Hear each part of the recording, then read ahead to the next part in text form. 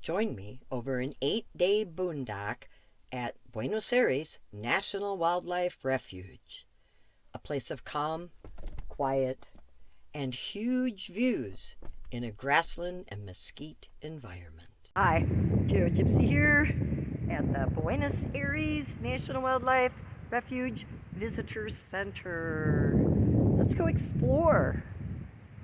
The Visitor Center is located in this beautiful building. This is the original ranch house, from what I understand, built in the late 1800s.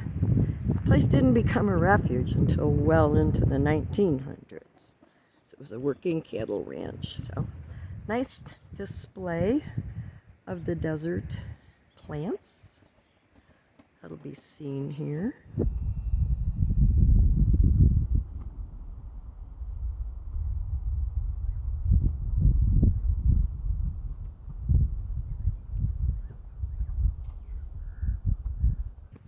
The different cholla. I think that's a yucca of some sort. Probably not labeled. That's a dead fish hook barrels. All right. The nibble cactus. I don't know that one. Another cholla. Cane cholla. The beehive cactus. Nicely displayed with a set of antlers. There's the hedgehog. Fishhook barrel. I thought I knew that one. More cane cholla in the back. Engelmann prickly pear. We've seen that one. Rainbow hedgehog. Okay, that's a new one to me. I don't think I know that one. And this looks like a beaver tail. Or a different kind of prickly pear. Right, we're going to take a walk inside the visitor center here. And see what we can see.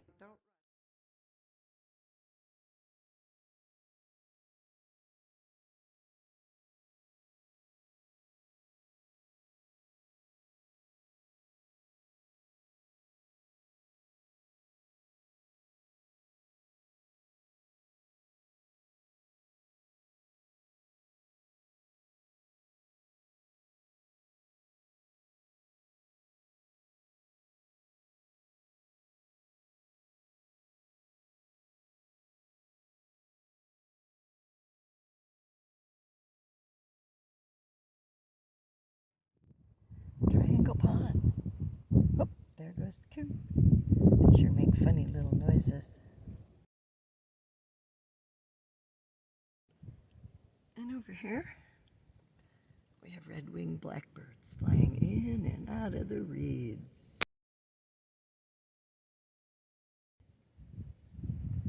They are a delight. Saw, I think it was a great blue heron, and I did get some nice stills of it. So.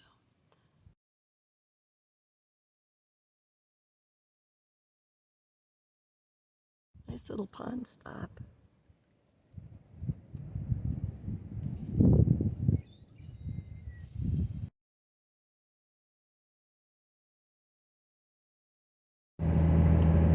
So I guess I'm gonna go back to the main road. I can't really see any reason to go to Sassabee. I don't need anything. And well, then we're gonna go north a little ways and look for a campsite for the night. Here we see on the left where there's been a prescribed burn. And on the right, just those dry grasses.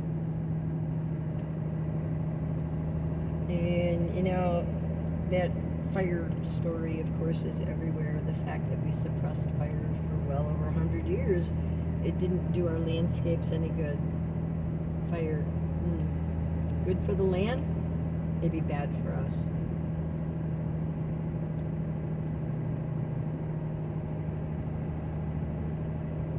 So it's called Try to Bring It Back to what it should be. And, you know, that's what Fish and Wildlife is kind of about.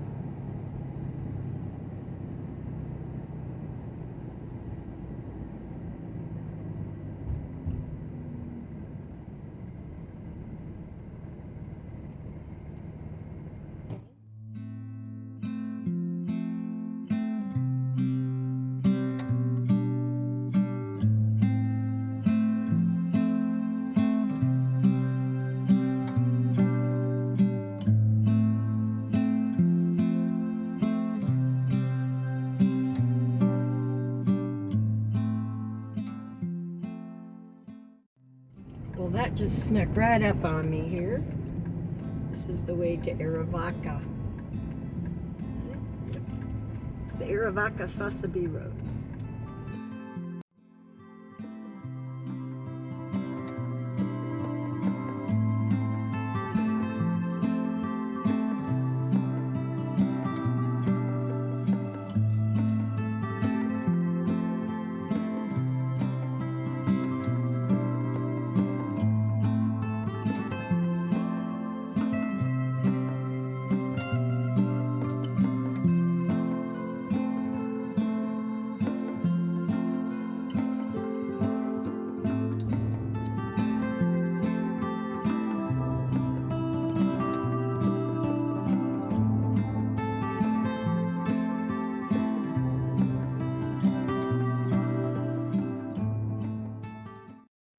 This appears to be the right road, 227 north.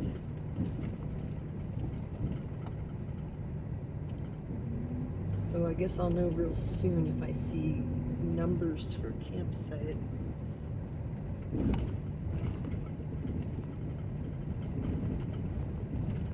And there's some signal here. There's a tower over across that way. Hopefully I might actually have enough signal here. We'll see. There are many campsites out off of this, along this road. I love the views both ways. It's marvelous. It's called the High Gates Road, but it's still in the valley. And that's located between these two delightful mountain ranges. And yeah, I don't have to go very far. Alright, so that's 41. And it's big and open. I get lots of solar there, that's for sure. I do seem to have a signal. Let's see what's up ahead. There's a row of them here. I don't have to take the first one.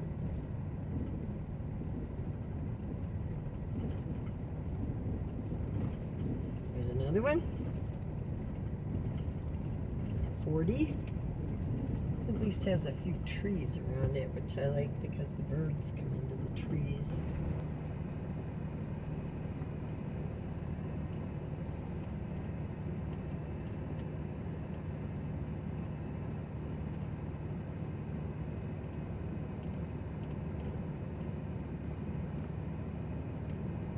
You got lots of choices out here, let me tell you.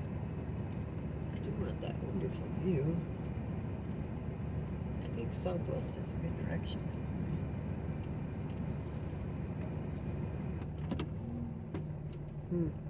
It's not bad. Let's get out and check it out. Alright, I decided I'll eat 40.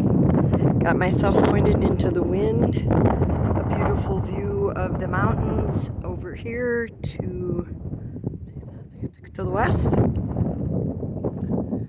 Some mesquite trees around for the birdies. And then to the east we have another set of mountains. And I think I have a signal here, so this is going to be good. I'm a happy camper. From the first night, I was entranced by the views, light, and landscape. I'm going to take a little walk from my campsite here on the Buenos Aires Wildlife Refuge. Well, let's see what's down the road. There's a lot of campsites here. I think they said 83 campsites on this 118-acre wildlife refuge. That, of course, protects a landscape for wildlife. That's why it's managed by Fish and Wildlife Service. Look at that. We got the sweet little poppies in bloom. I see bright yellow through the tangled branches of this mesquite, and I can't really get in there easily, but that yellow is actually the fruit of a barrel cactus. I'm going to see if I can get closer. I do see an occasional other cactus right there. We have the cholla, one of the many different varieties, and barely behind it you might see some fluff and pink, and it's about the end of the fairy dusters. Okay, well, the little yellow flowers, the poppies, caught my eye. But as I began to walk over towards them, I'm looking down because I'm always watching where my feet go. Right there. Can you see at the tip of my shoe? Well, I'm going to say coyote's been here before me. I never get very far walking because I see so many cool things. And this looks like a giant prickly pear cactus here, but notice the sweet little flowers that are coming up on it. Isn't that a beautiful red flower? They'll be producing fruit soon as well. And oh, all of the fruit on these cactus is quite delicious. Just got to be careful. This could be easily several people in a group. There's that stone fire pit. Looks like somebody cleaned it out. There's a pile of ash. Now, these sites are large, and I'm guessing that a lot of times multiple rigs or tents would be here because there's hunting done in the wildlife refuge. Wildlife refuges are like that, not like a national park. And, well, hunting is a way that us people believe keeps the predator-prey thing in balance. You see, there's plenty of prey here, as there's both mule deer and whitetails. Lots of small animals. The refuge has reintroduced pronghorn here. They were wiped out when this was a ranch. And, well, that means that the cougars, they're here as well. And, well, humans, we tend to feel like we need to hunt to keep things in balance. I'm not necessarily a proponent of that. People hunt for things like javelina, which you don't even eat. And here we are at another site. This one's a little closer to the previous one. What was it? 38? This got to be 37, I guess. We'll walk around the circle here too. Trying not to wobble. It's really hard for me when I walk. Not to wobble. But you can see this one here. Not quite as large as some of the other ones, but it does have a really nice fire pit. And there's its little loop back. These are almost all U-shapes. Plenty big enough for large RVs to come into. Yeah, it's pretty cool. And all of them have a view of the beautiful mountains. Both directions. We're kind of on a ridge. Well, after a morning of being inside and working on blog posts, photos, videos, all that fun stuff, starting to get a little warm in there, a little over 80 inside. It's okay. I had a fan blowing on me for a while, but then I'm outside now.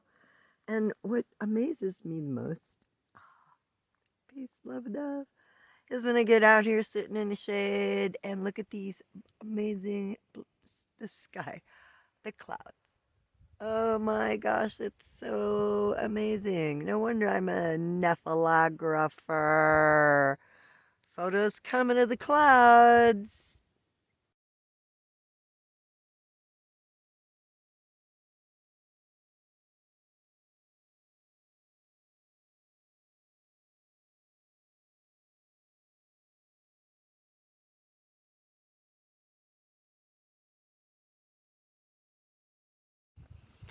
You know, this has been a dynamite camp.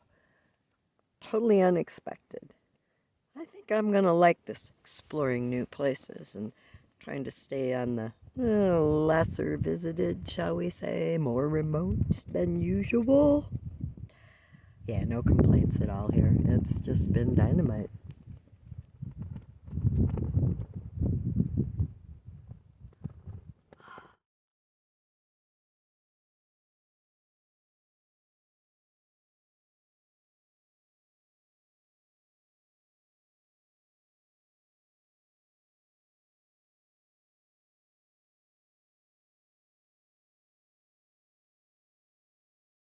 Yeah, I'll be back. But other places are calling my name right now too, so you know what? I think we might roll tomorrow. Thanks for staying through sunset. Well, It's time to leave this beautiful camp at the Buenos Aires National Wildlife Refuge. And it's been really nice, except for one thing the last couple of days, little tiny biting flies. But it's been a beautiful place. It's quiet, great signal, hardly any traffic, beautiful views. You know, the temperatures have been great, high 80s, low, I'm going to say high 40s or low 50s. So all in all, it's been really a great camp. And I'm just ready to roll. So we're going to move on down the road, and I've got a couple of stops planned for the day. Hope you'll come along with me. Hey, don't forget to subscribe and, you know, hit the bell too, right? And like, you know, all those things, they'll really help me out. So thanks a lot.